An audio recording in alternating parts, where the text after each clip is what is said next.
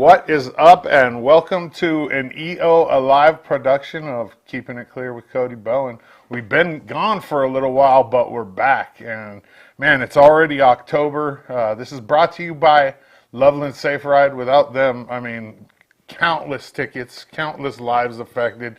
Loveland Safe Ride is just a great program, and I encourage you to go to their website and support them. They're a nonprofit now, and they're trying to make it to where they can fund it all themselves and not use money from the funeral home to subsidize that whole project. I'm here with Union County Sheriff Cody Bowen, like usual. Cody, what's up? How are you, brother? I'm good. I'm good. Another day. It's already October, dude. It feels like it went from summer to winter overnight. It really does. We haven't really had a fall yet. It's No. just now kind of jumping around like it's going to start getting cold. And then there's snow on Mount Emily last night. Couple last mornings I've got up there's been snow. Oh, has there? Yeah. That's crazy, man. Yeah. Summer's my time of the year. I don't like the winter, so like getting into to the cold, not a fan. You'd think a fat dude would like the... Well, let's not say fat. Let's say husky. or a husky dude Yeah. would like the cold weather, but no, I like it like a 90 bear. degrees, man. You just need to find a nice little cubby and crawl into that about October. For the whole winter. Yeah. Come out in April. Yeah, come out and like, where'd he go? Oh, he hibernates. I would not mind that at all. So what's new? We've got some things coming up. We've got our SROs here tonight. Our two newest guys that are doing amazing. I'm excited to talk about them and introduce them to folks, which in turn brings the best program, brings it to another school. A new school is Embler. There's some drug task force stuff that I want to talk about a little bit. We did budget for 3 new vehicles. We have one of those vehicles back right now. It's not decaled yet, but the other 2 are down there getting upfitted, and they're going to be hitting the streets here pretty soon, decaled up and ready to go. Sweet. We had firearms training today, had the whole office out there, patrol guys shooting guns in the wind. So it's been a good day today. In the cold. It was a little chilly, yeah. It was a little chilly. Huh. Fun. Yeah. So let me remind everybody that this is a live interactive broadcast, so we rely on you guys, the viewers, to ask questions. And I'll ask him pretty much anything. I don't really, if it's something really stupid, I'll filter it out. But if you have a question or concern for Cody, put it in the comments here on Facebook, or you can email me, Kyle at eoalive.tv, and I'll check it and ask him the question. We're going to take a break here in just a second after I tell you a little bit more about the sponsors, and we're going to come back with, like Cody said, the school resource officers. Two new. They're pretty new in their jobs. Yeah, very experienced, very seasoned patrol deputies, and some work in the drug task force and stuff, but brand new in the school resource position. Oh, cool. Yeah, so let's talk a little bit about the sponsor, Loveland Safe Ride. Yeah. How has it affected the sheriff's office? Nothing but positive. Yeah. Nothing but positive. I will never be able to count the amount of DUIs or lives, DUIs that people haven't been arrested, right, and lives that have been saved. I know it's well in the thousands, tens of thousands of people, hundreds of thousands of rides have been given. I know lives have been saved. It's cut down on that driving impaired activity. I can't even put a number on it. Right.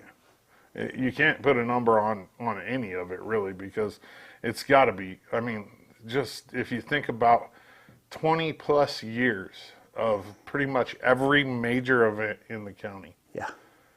Giving rides home to people that are intoxicated. That's wild. Yeah. That's crazy. Yeah. All right, we're going to take a quick break, and when we come back, we're going to be joined by the school resource officers, John Sutton and Morris Capers.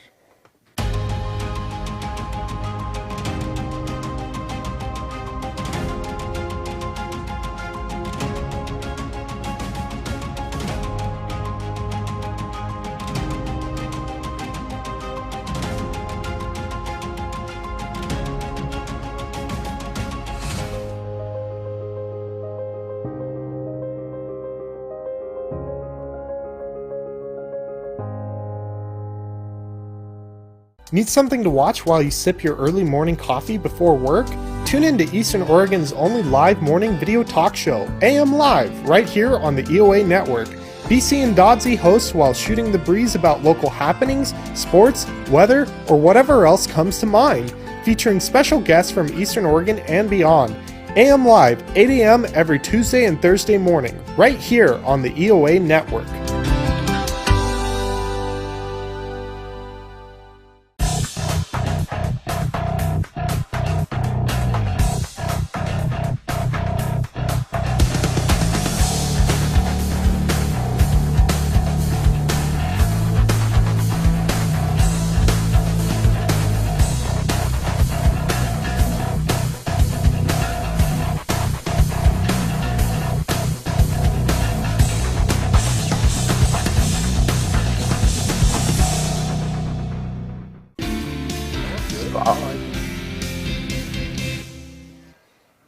Welcome back to Keepin It Clear with Cody Bowen. We're your hosts, Cody Bowen, Kyle Dodds. We are joined by, I'll let you introduce them. They're your guys. Introduce you guys. What if I mess up their names? That's exactly why I'm letting you introduce them. We have Deputy John Sutton and we have Deputy Morris Capers with us this afternoon. Yeah. Our new school resource deputies, but we still go by SRO because that's what everybody knows. But yeah. These are our two shining faces in the schools that are directly day to day, hand in hand, interacting with the youth in Union County. I like that. So with these particular SRDs, Yes. Is that all the schools in LeGrand and the Ambler School, or is it just middle school, high school? How does it work? So we have a contract with every school in Union County except for Intermountain ESD. I say, all the schools as far as Intermountain ESD. So Union Cove, North Powder, Embler, and all of LeGrand School District. The only one that we don't have right now is Elgin. We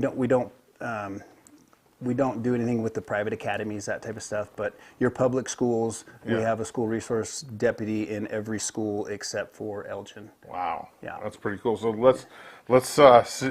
How about you, John? How do you like it so far? Oh, I love it. I think it's a great program that we have for the Sheriff's Office. It gives us the opportunity to get out in our community and interact with kids what I'm doing right now, I'm able to interact with kids from kindergarten all the way up through high school. Yeah. And just having the ability to do that, it's something I really enjoy doing. That's awesome. So tell me a little bit about yourself. Like, where did you come from? I came from the west side of the state, so... so I was going to say something way worse than that. But yeah, thank you for probably covering shouldn't have led for with me that. But I came from a small town, kind of similar in size to LeGrand. It's Sweet Home, Oregon. Oh, yeah. And then met my wife down in college and followed her back up to this area. She's kind of from the Enterprise area. Oh, nice. And then started trying to get into law enforcement shortly after coming to this area. So. Sweet Home is a good wrestling. Yeah, it's kind of, I say it all the time, but kind of got the best of both worlds with LeGrand and Sweet Home. Really good wrestling programs from each respective school.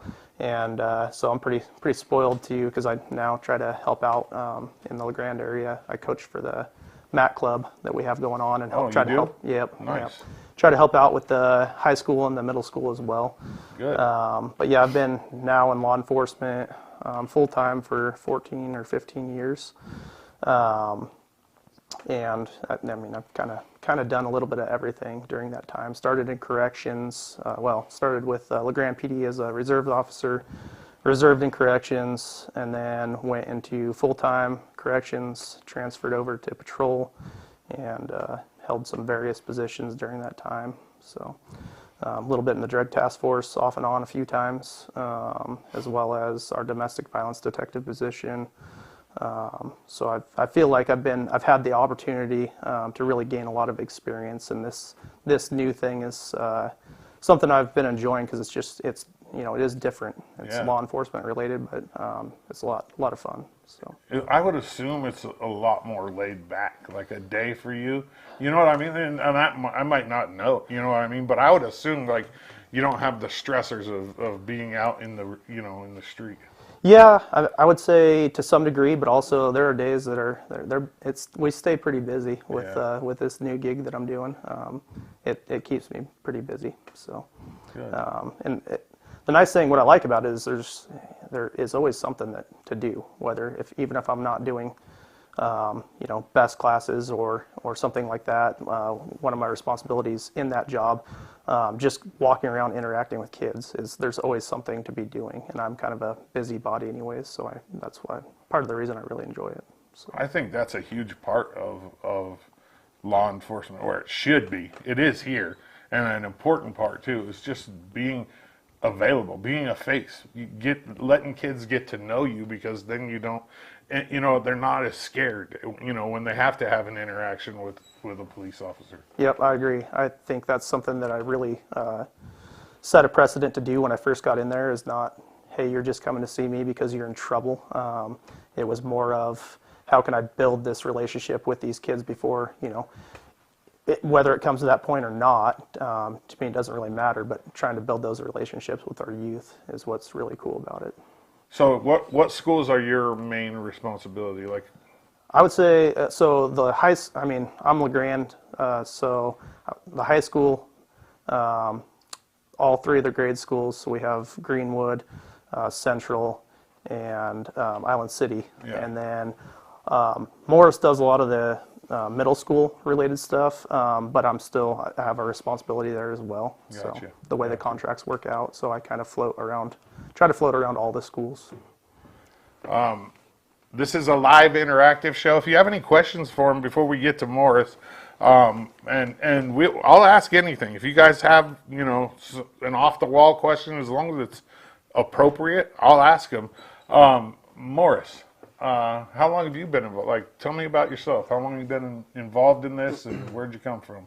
I come from Bellevue, Washington, so it's kind of the polar opposite of the Eastern Oregon area. I know Big Bellevue. City, hustle and bustle, traffic, all of that. I'm familiar with the Eastern Oregon area. Grew up going over to Snake River fishing and all of that. What brought me out this way is I played football at EOU for 3 years, then messed my shoulder up and called it quits. My brother, who's 2 years older than me, he also went to EOU. Got a job in law enforcement as well, and I kind of was thinking about that path. And then come senior year, I was part-time reserve with the sheriff's office. A full-time position came available, and I applied for it. And so I've been doing this for 7 years full-time. Nice. Yeah. And so why the SRO position or SRD position? For me, I felt like I have a good base in patrol. If I were to pick out something that I would not have been comfortable with, it's the day-to-day interactions with children or the juvenile side of law enforcement.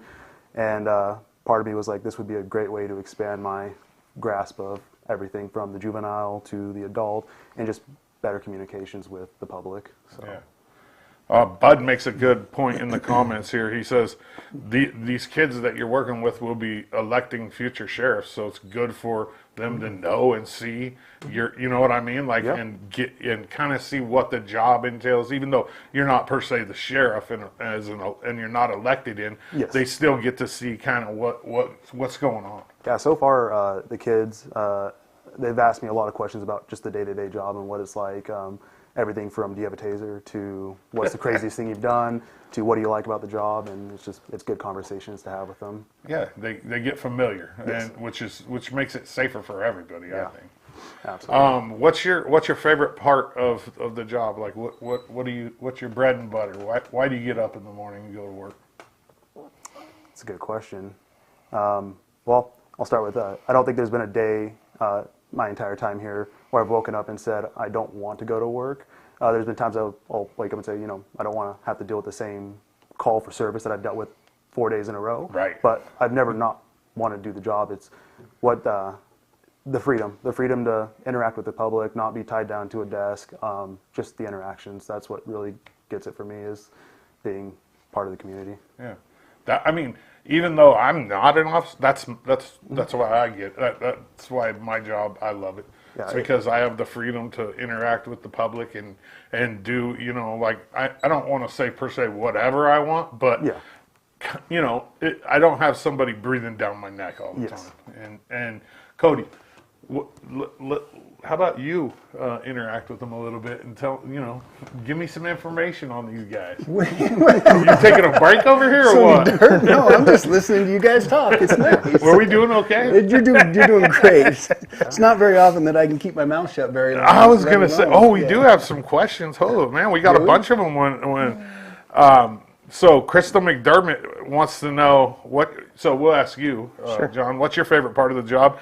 And then something that you each hate about the job, because there's got to be something that you don't like about it. Well, careful with that one. Careful. Oh yeah, no kidding. Hey, So pretend like he's not here. I'll body slam him. We'll go there if we have to. So far, my favorite part has been I've been spending a lot of time during the lunch hour at the various schools, and just even a lot of so far has been up the high school, just because that's where a lot of kids, especially during certain hours, congregate in the cafeteria.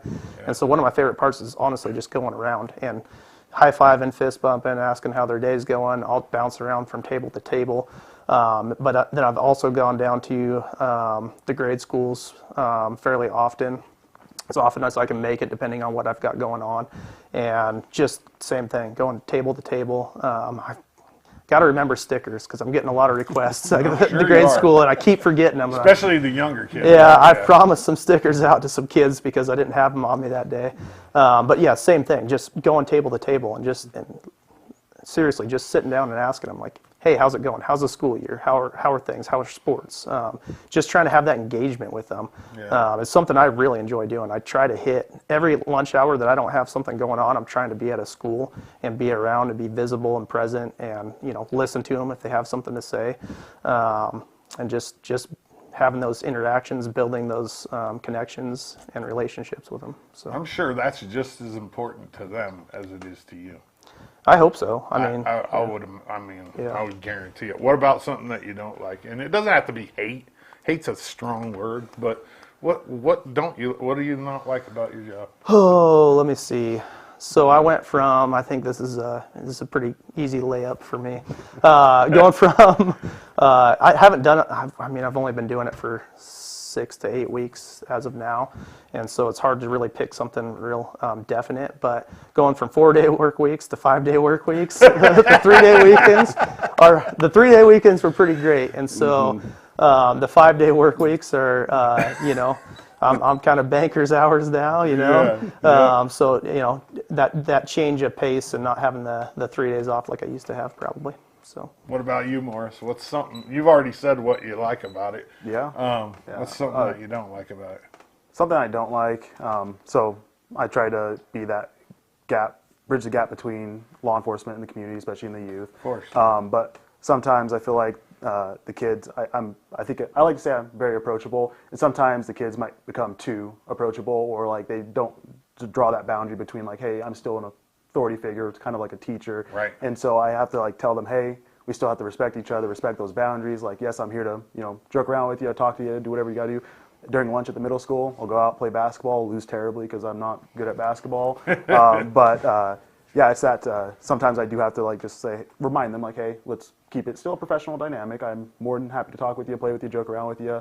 But sometimes some of the kids like to go further and take it too far. Take it too far. That's got to be a hard boundary Yes. to hold too. Yeah. Because you want to be cool. I do. You know what I mean? Yeah. Like you want to be the cool dude with the kids. So but that boundary still has to be cemented. Like, a small example of that would be one lunch. We're playing around. We're having a good time, just joking, talking.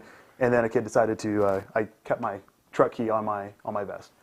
Kid snagged the key, and I was like, "Hey, I need that back now." Yeah. And it was not an instant give it back now. And I was like, polite. Cordial was like, "Hey, this isn't a joke right now. I do need that because if something were to happen." And so I had to draw that definitive line in the sand. Like, "Hey, now we're talking about you might have to talk to your principal, your admin, something like that, because you're not respecting those boundaries." That's got to be a rule. So- Don't touch this. This is off limits, right? I mean that's got to be a rule. Yes. I mean definitely. I explained it to them clearly after that. I was like, "Hey, this is something we're not going to do." Jessica, That's why it's important. go for it. That's why it's important when we select people for these roles for the SRA. It's probably the most passionate position that I have in our office. I'm the most passionate about is because that's what they're out there doing. And that's what you did, And that's what I did as well. Yeah. And you take a street cop right now that's been doing it for 10, 12 years, whatever, and have them go walk side by side with these guys in the school, the first thing they're going to say is, how do you do this? Because the kids are, I mean, they're touching you, they're high-fiving you, they're shaking your hand, you have to have that approachability. Otherwise, if you're in there with the strict, hat down, staring at everybody, like the normal street cop is out there, trying to stay alive. Yeah. The kids are turned off from that, and they don't, they pick up on that real It's quick. exactly the opposite of what you want. But then they also have to draw that line where, hey, you aren't touching anything on here. You know what I mean? Like, then that's got to be hard, dude. That's got to be really hard. Jessica Sheehy says, are there any problem trends you're seeing in the schools? For example, drugs or violence, and what can parents do to be proactive? Yeah, I think one of the things, so like I said, new to the position, haven't been in there that long. This year, I think throughout a lot of the schools has been pretty good. We haven't had any major issues, which is what we hope for, whether it's patrol or the SRO position. But typically the vaping thing, and I know from years past and currently, we still have those issues come up quite a bit. And I think the number one, I think some people, want to rely sometimes on others to handle those issues. But I think starting that, having those conversations at home, parents having conversations. We have the best program that talks specifically about drugs, alcohol, vapes, and it goes through a lot of those things, which is good because we're starting that at a young age. But I think if it were to continue throughout the household and parents being comfortable having those conversations with kids, that could also be helpful. Yeah. So, First, have any of you guys ever seen the Tall Cop present? You know who he is? You've seen him. Yeah, Mm-hmm. I've been to a couple of his things. He's a guy out of Boise.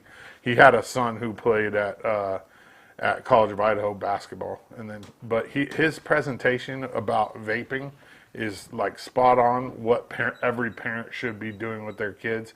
And I don't know it word for word, but it's something that is designed to be attractive to kids, so it's hard to battle. You know what I mean? They make it all colorful and fruity, and you know what I mean. And kids are like, it's the cool thing to do, and it's a terrible thing. And so it is a big deal for any kid and their family and the community, just because we end up with people getting hurt over it. Yeah. It's crazy. well, and they're accessible. I mean, we talk about it a lot in the BEST program, but that stuff's, it's accessible. It's at gas stations. It's, they don't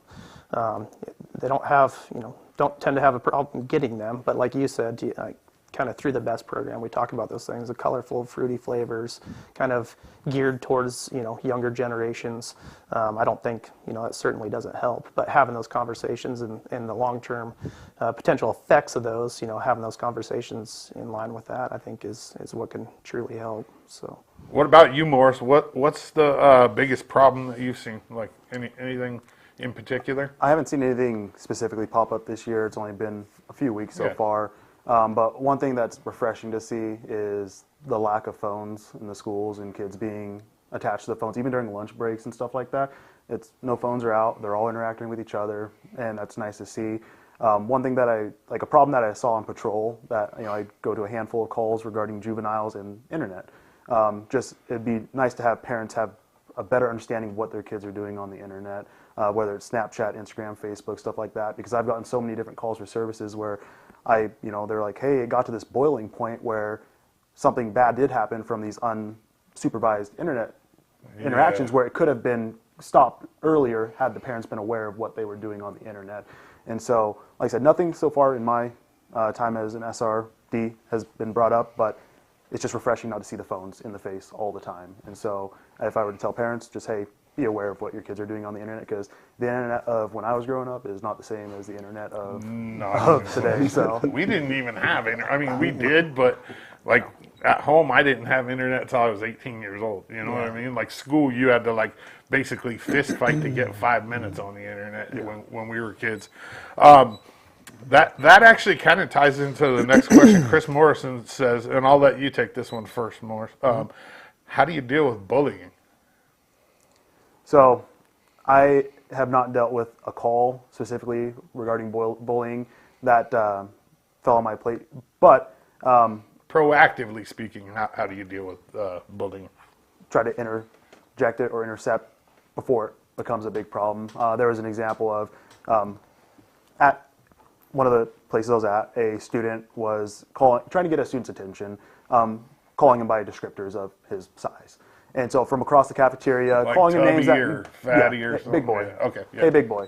And so while that was going on, I'd walk up and say, hey, let's not do that, because the other kid was clearly having a bad day. And so if I see something, say something. That's the way I like to approach bullying or just about anything, is just speak up. And the nice thing about that was before I even got to that interaction, another student had stepped up and said, hey, stop doing that, sit back down. And so see something, say something. Yeah, I like that. I mean, that's a great policy. I kind of like that. That should be maybe go into the the training. See something, say something. That's simple. Maybe it already is. It's there. Dang. I thought I was gonna get some brownie points today. Man, darn it. What about you, Capers? How do you or Sutton? I just called you Capers. He's Capers.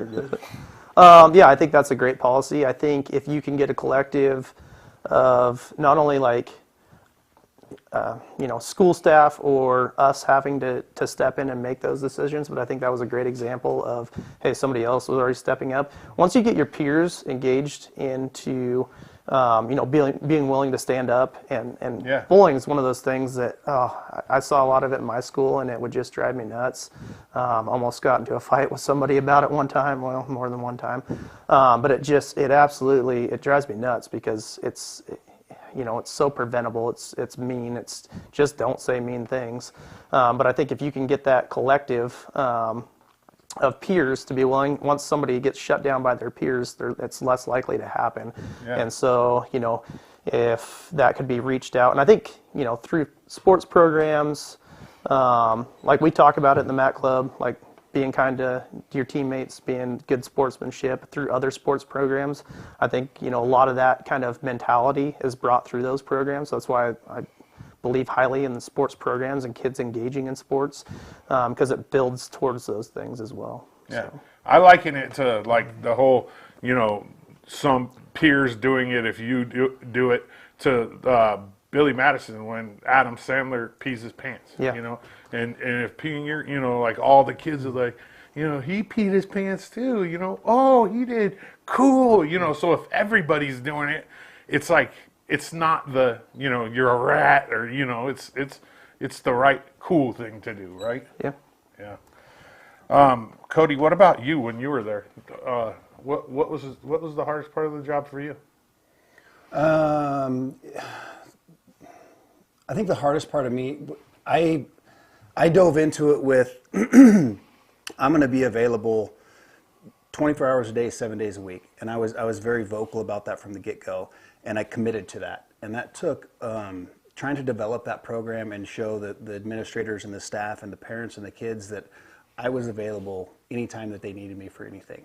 And I kind of set that precedence. And it was difficult at times, because it took a lot away from my family life. This going into the SRO program, being a school resource officer or deputy, I would say regular cops don't understand how in-depth it is and how involved you are from it's not just call to call to call. It's every interaction that you have with every single kid, every teacher, every parent. It takes a whole lot out of you to stay that dedicated and stay that involved and engaged and genuinely mean that. I would concur with the phones. Of course, now the state of Oregon, now they're developing a program. They have to have policy in effect that there's no phones allowed from bell to bell. Yeah. And I don't know how they're going to facilitate that. The school's working on that, but I think that's the greatest thing that's happened. All of our drama, kids don't have the disconnect When we went home, like you were saying, if I went home on a Friday night, the only people that I talked to that were at school were my small group of friends or people that I was playing Or sports if you were with. like dragging the guts, somebody you saw, Absolutely. you'd have to stop. Now this thing, it never stops, and they're fully engaged from the minute they go home to the minute they get there the next day. And everything that happens over the weekend or at night spills right back into school when they see that person face to face, and they'll be like, "Hey, you called me out on Instagram, or you sent this Snapchat, or whatever." 100%. Yeah. If I would concur with Morris, if parents stay engaged on their phone, and they're your child, they have no right to privacy, right? Until they're an adult and they're on their own, it is your responsibility to be engaged in that child's life and know exactly what is going on with their life. If you are not engaged in your child's life, if you're not on their phone, checking their phone, you are failing as a parent. Yeah, you're doing them a disservice. I'm a parent. I'm not trying to call parents out, but it is our responsibility to be engaged in these kids, and that will prevent a whole lot of bullying. That will prevent a whole lot of kids harming themselves, ordering their vapes on their phones at 16 years old and getting them shipped to a buddy's house where it's okay with their parents. Just stay engaged. Parental involvement is huge. It's one of those ones that's tough, but you have to be willing to put that work in. You got to be the parent first, and then the friend comes after that. Absolutely. Until we get a couple more questions, I got a couple questions for you guys. So I would bet that people in the public would like to know, like, do you guys enforce school rules or law? So like, I'm trying to think of how deep in the weeds I want to jump into this. I would say both to a degree. I mean, we try to let the schools handle the school stuff. Right. And then we handle, if things are going the criminal route or something in that direction. But, I'm not going to be the one that's going to be afraid to say, like, hey, what are you doing? Get to class. Like, that sort of thing. So, I think that's kind of it's a tough question to answer because I think there is a gray area to be had there. But ultimately, we are trying to let the school handle school problems and us handle, anything that would go the criminal route. Yeah, because you don't want to be that guy that's like constantly like, oh, you're on your phone. Get off your phone. You're on. You know what I mean? Because then it becomes like hard to keep that relationship that you're trying to build with these kids. I mean, I can understand like the whole, be a positive influence, 100%. Let them know, but don't, like, try not to be that guy that's like that's the vice principal's job. That's why everybody thinks the vice principal's a jerk. Because, you know what I mean? I hate to say that, but well, and the hard part is we're trying to be as helpful as we can, and to support the school staff and the things that they're trying to accomplish. But we gotta be able to draw those lines to a degree as well. So ultimately, at the end of the day, we're there for student safety, staff safety. Those are our biggest priorities. Safety for the kids, safety for the staff. So I say when things go criminal, but there's so many other duties that we have that we're doing throughout the day as well, and then the school issues that might pop up that we're gonna be there to support them with if they need help with it. So that's a great answer to that question. I would assume that people think about that all the time, Cody. Like, have you ever been asked that question? All the time. Yeah. It was constant because it's like, well, and I'll throw this out there, and I've said it before on this show that bullying is not a crime. Right. So we rely heavily on the school administration, the school rules to address that stuff. And if it does become a crime, if that alleged harassment or if that turns into something physical or whatnot, if a law is broken, then we interject. Then that's when the school comes to us. We go to the school and we enforce the law. We're there, just like they said, to build the positive relationships, but still have a sense of structure and a sense of consequences. But parents, if there's, because you get a letter, why did you call the police on, my kid's being bullied or whatnot? We have a lot of parents that still call me, that call them, hey, my son's getting bullied at school. Okay, well, talk to me about it. Maybe this is what I can do. I can maybe sit down and have a conversation with that person that's doing the alleged bullying. I can also sit down and have a conversation with your child and help them understand how not to be a victim. I've even said it in my face. I've told my daughters, you can only be bullied for so long before you stand up and punch them whoa, I almost dropped the F-bomb, before you stand, because I'm passionate about it, right? Before you stand up and punch that bully in the mouth. And it doesn't necessarily mean that the fist to the teeth. What I'm saying is standing up for yourself and doing something. You can only take so much before you can't take any more. Everybody's got their breaking point. You have to find that and make sure that as a parent, as a student, you're doing everything you can to not be a victim in those situations. In the BEST program, it's Stand Up, Speak Up is the S portion of that acronym. And it goes a long ways with teaching our kids on how to understand what's going on with them, to help with their coping mechanisms, and to stand up and speak up and let somebody know and get some help until the problem is resolved. Nice. This is a live interactive show brought to you by Loveland Safe Ride. Big thank you to Loveland and Jerry and everybody involved with that, all the car dealerships in town, everything that goes on. I'm going to ask Morris one more question, and then we're going to get them out of here, and we'll come back and close up the show. This is coming from me as well. What's something that like parents can do with their kids or tell their kids proactively to make your job easier? You know what I'm saying? It seems too generic just to say, tell them to be honest. Like that'd make my job easier in total, no matter what facet of law enforcement I'm in. Just honesty, own up to mistakes, accountability. That's it. Tell them to be accountable for their actions and what they say. That makes everybody's job easier in the schools, is accountability. Yeah, for sure. I mean, that's everywhere in every job. You know, as long if you can get people to be accountable and honest, then you are sailing. Jerry Hopkins says thank you. Yeah, I appreciate you guys for coming on, and I'm sure Cody does too. Absolutely. And is there anything you want to say on going out? No, just so far I've been really enjoying things, and looking forward to hopefully staying in this position for a while and build more relationships and you know, I know Cody's thing's always building relationships to make stronger communities, and that's I mean that's a mantra I can get on board with. So awesome.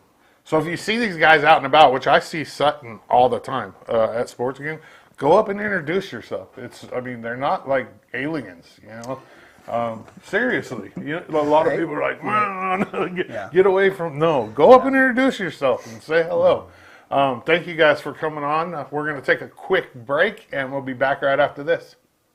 Eastern Oregon is full of interesting people, with interesting minds and interesting things to say. Here at EO Live, we're committed to connecting you to these intriguing people with EO Talks. We let our special guests share their ideas and life experiences with deep, open, engaging, and inquisitive conversations. You'll also be informed in depth on some of the most recent and relevant events, issues, and more. EO Talks on EO Live, your connection to Eastern Oregon, now on Roku.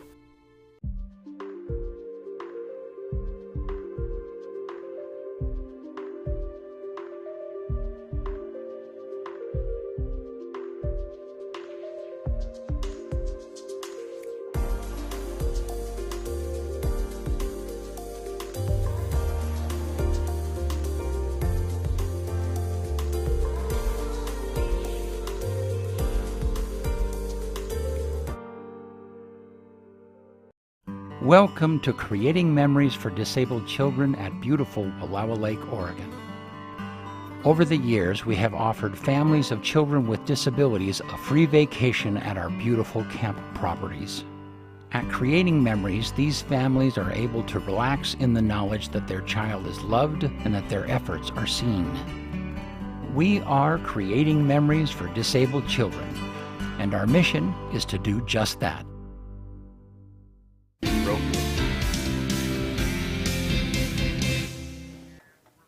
Welcome back. Keeping it clear with Cody Bowen. I'm Dodzy, Sheriff Bowen. This is all brought to you by Loveland Safe Ride. Thank you to them for, continuing to support this community and this show. It happens because of them. Cody, you talked about a drug task force levy. And I mean, I'll let you go ahead and just take the reins and explain to people what you'd like them to do. Yeah, so the drug task force has been, something that our community has been passionate about. We've had a drug task force Since its conception for 15 to 20 years in law enforcement in Union County, and it's tapered off over the years have gone by, and to no one's fault other than state of Oregon a little bit when we legalized when Measure 110 came through. That was kind of blow to the stomach there, and then budgeting wise, staffing. It takes people to do this. To run a drug task force 24/7, you need bodies to do that. And the sheriff's office has tried to do that for the last several years on our own, without partnering. We had partners with LeGrand Police Department. We had Oregon State Police at one time. We had Wallowa County Enterprise Police. We've had some contributors to it over the years, and unfortunately, just to budget constraints is all it comes down to. That drug task force has slowly fizzled away. Right. When we think about the drug task force, what we think about basically is going after the bigger fish in our community. We're looking to the suppliers and the dealers. We're looking to infiltrate, dismantle, to take those individual dealers down, or those organized crime rings, if you will. And to do that, it takes people. I do not want to see Union County without a drug task force, but funding has become an issue. I have exhausted every option with partnerships, with working with LeGrand or OSP, our commissioners.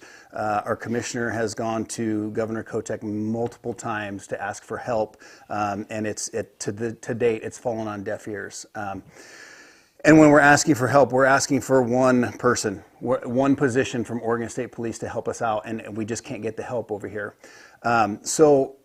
In order to do that, in order to have an effective drug task force team, we need at least 4 paid positions, 4 deputies or officers or troopers that can be in that role all the time. So we at least have a minimum of 2 and 2 at all times. Yeah. There's so much that comes with that. And as far as not necessarily just busting the drug dealers, but what comes hand in hand with drugs is crime. Is criminal behavior. I'm looking to help kind of subsidize our street crimes unit and our drug task force unit. And I thought about possibly proposing some type of law enforcement levy to the citizens of Union County. My fear with that is I don't want my taxes raised higher, especially with what just got passed through legislation as far as the new tax increases that are coming our way, that people will be feeling the effect from. So I don't want my taxes raised. I'm nervous, but I don't know how else to achieve this. So what I've done is, just as of today, if you go to Union County Sheriff's Office webpage, you can click on the link right in the comments. He put it in the comments, so you can click on there, and it's just a brief survey. There's like 2 or 3 questions, maybe. We're not going to email you anything. We're not going to sell your information, anything like that. It's just so that your address and your name, so that tells me that you're a Union County resident, verifies that, and then would you be supportive of this? And when we talked about this, we talked about 30 cents on the dollar, if you will, about every $1,000 of assessed property value, you'd be looking anywhere from about $10 to $12 a month. So let's just say medium home, $300,000 to $350,000. In assessed property value, you would be looking at approximately $100 to $150 every year in additional taxes. So $10 to $12 a month. Would you be willing to support that? Would you say, okay, Sheriff Bowen, I think that I can afford a couple cups of coffee to provide round-the-clock drug task force and street crimes positions for Union County? What that will enable us to do is everybody has a house in their neighborhood that they know that they would refer to as a trap house or a drug house, or tremendous amount of people coming and going from. It would give dedicated deputies, detectives, the ability to identify those houses, to do buys at those locations, to figure out who's bringing the drugs into Union County, who's taking them out, who's selling them, what those other crimes are related to, solve those crimes, and over time put these people behind bars and stop that influx of drugs coming into you. Right now, the state of Oregon as a whole, but right now people know that there's no consequences for drug activity. I mean, you get arrested, we arrest the same people over and over and over. They're in jail.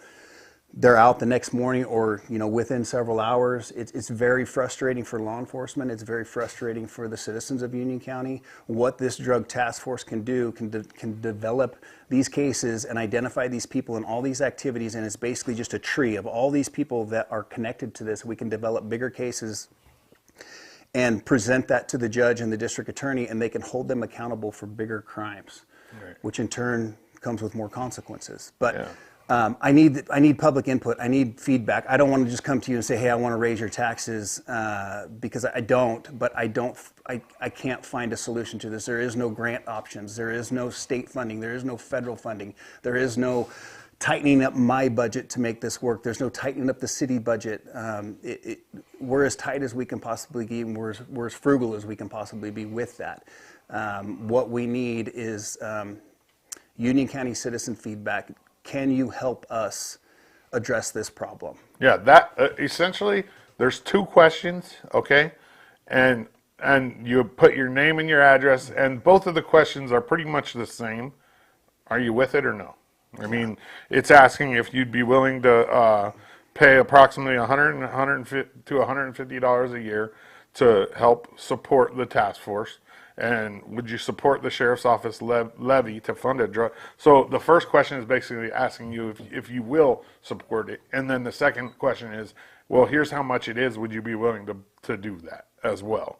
And that's all you have to answer. You don't have to even put your email in. I mean, it's on there, but it's not a required part of it. And basically, it's just so you can get a feel of. It's just so I can get a feel. I can't get out and talk to each one of you face to face. I want to, I try to, but genuine feedback and give you the time that you need to answer these questions, or the time that I need to have you answer these questions. There's also something on there too, with the new administration in the White House. There are tax breaks for. I know that we have some bigger landowners in Union County, and those people might be saying, well, I own several thousand acres that's assessed by property. I'm not a tax professional, but I would ask you to get with your CPA and find out, because there are substantial kickbacks to larger property owners that you can now claim your property taxes on your federal tax returns. So it's not, hey, my home's worth $1 million, I'm going to pay quite a bit more. There might be some substantial breaks for you where you could be paying similar when it comes to just this law enforcement levy. It's something that would go into effect. The levy would be for 5 years. And at the end of that 5 years, you get to decide whether it's worth it or not. And we continue it or we don't continue it. I do propose, at least an annual, if not every 6 months, especially when it's first up and running, feedback to our taxpayers of this is what's going on within the task force. This is what we're doing.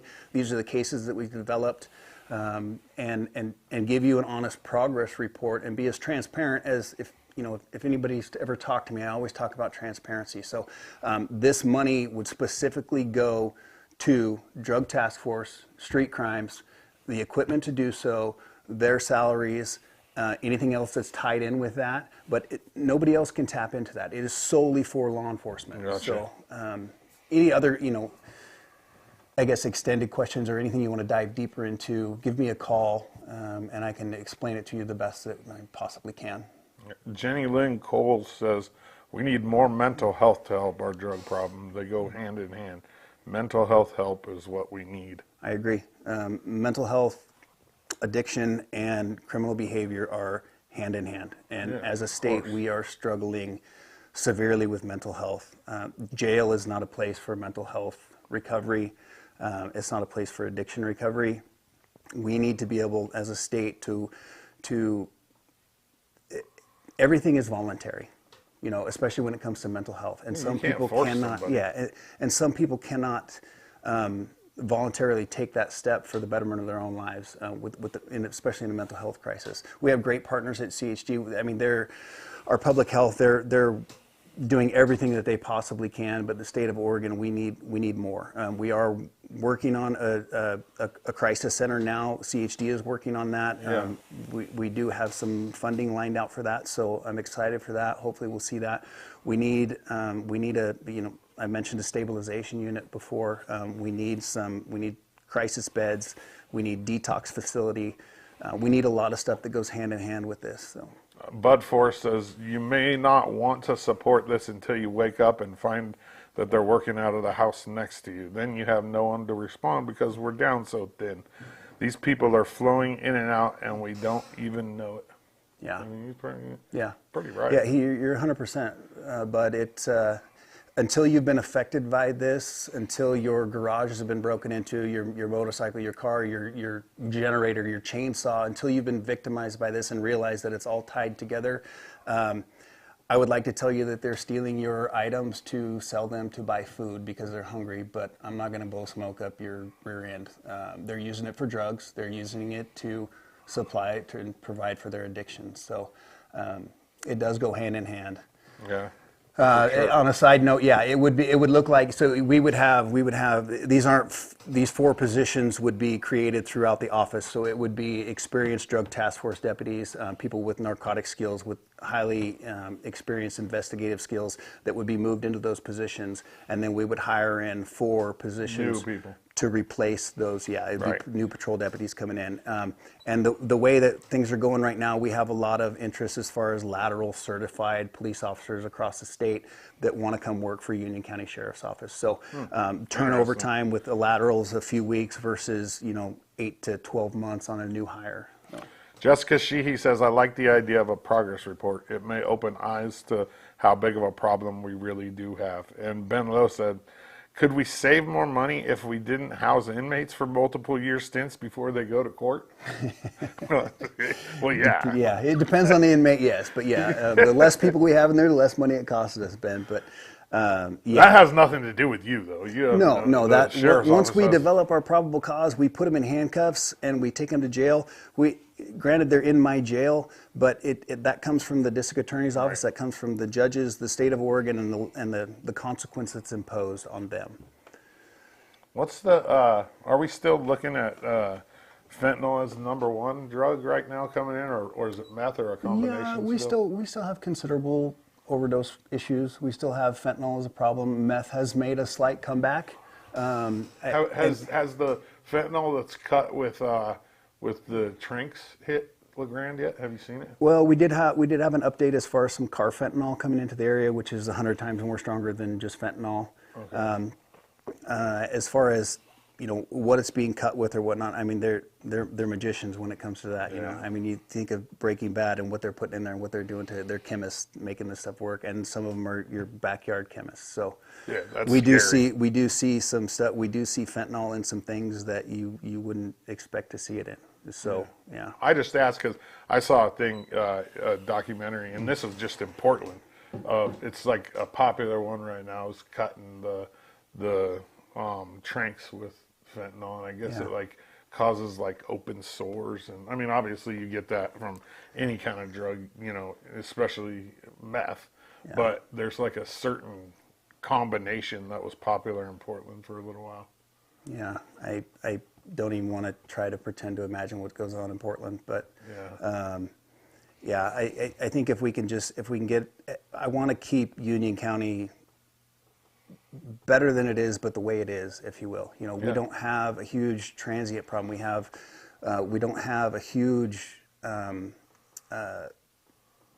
person-to-person crime problem. But the more that we get lax and that behavior becomes tolerated, it becomes a regular everyday thing, and I don't want to see that in Union County. But I need help. Anything else new going on up there? I say up there, around here. Around there. I mean, it is up the hill. The office is, but that's not the only place where you guys work. We did budget for 3 vehicles. We do have those 3 vehicles acquired. Those are Tahoes, which work best for our area, for our guys that pack all their gear. Most of our guys are on the SWAT team, so they have their call-out gear in their vehicles. We do have 3 of those rolling out. You might see one around town now that looks black, if you will, with no stickers on it. I've seen it, I think. Yeah, that when that was presented to me, it was a metallic silver, Just so you know, I'm not a big fan of the black. It's like it's the most beautiful when it's clean, but it's Gets hard dirty to keep quick. clean. Yeah. It doesn't have decals right now. The other two that are being upfitted right now, when they come back, they will have decals on them, and then all three of them will eventually be decaled. So How does that work? How do you decide who gets the new ride? Whoever has the oldest one? I don't make that decision. I shift that right down the line to Lieutenant Woodward, and he gets to be the good guy and the bad guy all at once. Well, you would think it would be It comes down to, what it comes down to is why we have these new vehicles, and I've heard people say, oh, we have this fancy new fleet. My deputies' lives are important to me. Yeah. And they're going 120, 140 miles an hour responding to your home to save your life. they need to be in They nice need to be rides. safe, and they need to make it there. Yep. Not only that, but safety for the people that they arrest and they take in. They all have in-car cameras. That stuff's expensive. They have safety equipment in the back. We can't just throw somebody in there and have their welfare is important. Yeah.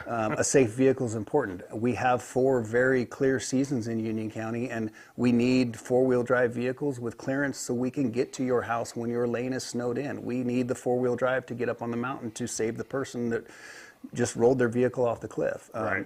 Are they expensive? Yeah, but we're very frugal with the budget. We've been under budget for the last 5 years that I've been in office. We're very responsible with our money.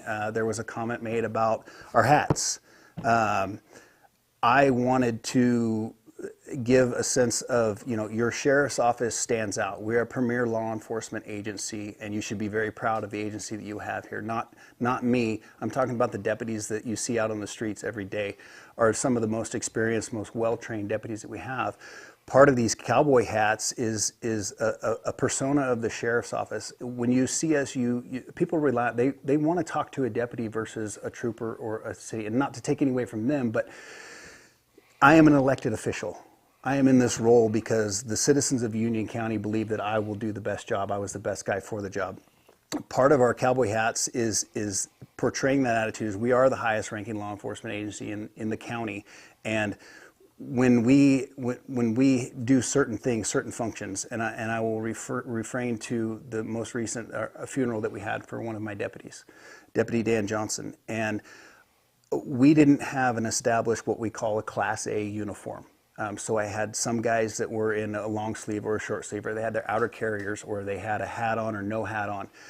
When we consider our Class A's, we're talking for funerals, for special events, for pictures, for every time that they go to court, they need to be in a Class A uniform, so that's the most professional, cleanest uniform that they have. Part of that is the cover that they wear. Some people, they don't look good with no hair. There's some guys that have some funny looking heads, me included. But I want the uniform to be, number one, uniform. I want it to be professional, and I want us to stand out when we're surrounded by other deputies, officers. Yeah. So when it's Class A time, this cowboy hat is what you see. They have been authorized to wear them on patrol. If you've never worn a cowboy hat or understand a cowboy hat is, it's the protection factor of it. It keeps the rain off. It keeps the wind down. It takes care of you. It's a functioning hat, and it goes well with the uniform, and it goes well with the attitude that I want to portray as your sheriff's office of this is who we are. Yeah, and Bud, yes, that is the new hat that he has on, here's my comment on that as a just a regular old citizen. Whoever made that comment, every job, every business that I've ever been involved with, or that I've ever known, has funds that are for employee development.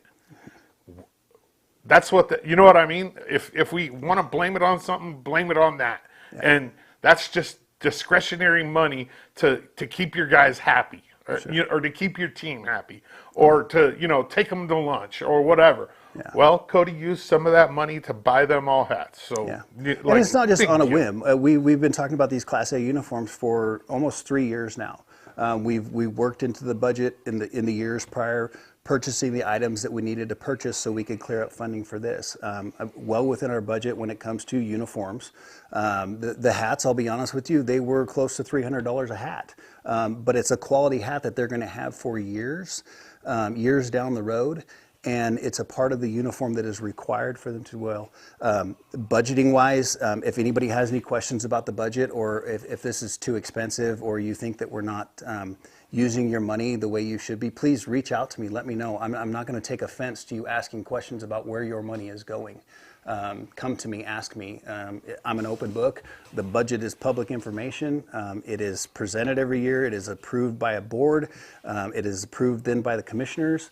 And like I said, we've been under budget for the last 5 years. So I think I'm very responsible with it. Internal decisions are made on where that money is and how it's spent. So Your mom loves your big old head. That's what she says. Ben Lowe says the new look is way better. Randy Woody says, I like the cowboy hats, Sheriff. Good call. I do too. I think they look great. Well, I mean, I think we're out of time. There's not any other more questions coming in. Anything you want to end on? I want to end on Go Mariners. I mean, How about those Mariners? you can root for them. I mean, I am rooting It's for the them. closest local thing that we have. Yeah, that's true. You're the sports guru around here. I mean, I am rooting for them because, but if they were playing the Padres, I wouldn't be rooting for them. Wow. I'm a Padres dude for life. All right. Yeah. Nolan Ryan says, just keep the hats off the reserve. Speaking of baseball, Nolan Ryan. Wow. Nice. That's an awesome That's a strong name. That is an awesome name. It says, just keep the hats off the reserves. Is there an inside joke I don't know about? Keep the hats off the reserves. I don't know. I mean, that's Nolan Ryan right there, throwing heaters at us. Anyways, yeah, this is all brought to you by Loveland Safe Ride. And I mean, I say this every time. It probably gets old, but you can't even talk about how much that program has done for this community. Michael Hinckley says, go EOU. Yeah, EOU volleyball, number one in the country on a huge winning streak. Yeah. Cody, I appreciate you, and I'm sure the people watching appreciate you too, or appreciate this show, the ability to have question what you're doing, and the transparency is for sure. Yeah, and if anybody doesn't want to put something out there online or whatnot, like I said, a question, criticism, hey, why did you do this? Please reach out to me. I'm not going to take offense to it. I've surrounded myself with people that make me better, and if there's something that you can think that I'm doing wrong or I can do something better, then let's talk about it, please. I'm here for you. Jerry Hopkins says, keep up the good work. Shane Hoadley says, it looks top notch, and glad for all that you do. Thanks, Eastern Shane. Oregon, thanks for tuning in. We'll see you next time.